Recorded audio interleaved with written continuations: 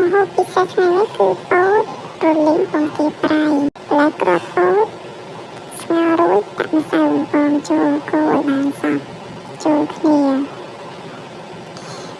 ទៅពីកូរចូលសព្វរួចហើយគឺយើងចាប់ផ្ដើមដាក់ខ្ទះចាក់ប្រេងបំពងពោតពេលខ្ទះក្ដៅគឺចាក់ពោតចូលបំពងរហូតដល់ពោតរាងសក្គាំស្រួយល្អទៅស្រង់មកហើយពងទាយើងវិញគឺយកផ្នែកក្រហមយកមកលីងជាមួយប៊ឺ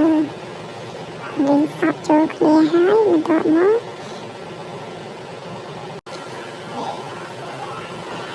ដាក់ម្សៅស៊ុបម្ចុងកាហ្វេឡាស្ពាបាយប៊ីចេងម្ចុងកាហ្វេប្រេងខ្យងម្ចុងកាហ្វេកូរចូលគ្នាបានសព្វល្អកូររហូតដល់តែពងទាជាមួយគ្រឿងហ្នឹងកូរសព្វគ្នារាងស្ងួតបន្ទាប់ពីគ្រឿងក្រៅចូលគ្នារាងស្ងួតហើយគឺយើងចាក់ពោតដែលយើងបំពងរួចនោះចូលទៅក្នុងខ្ទះរលីងជាមួយពងទាប្រៃចូលគ្នាបានសព្វល្អបន្ទាប់ពីរលីងជាមួយសព្វចូលគ្នាល្អហើយ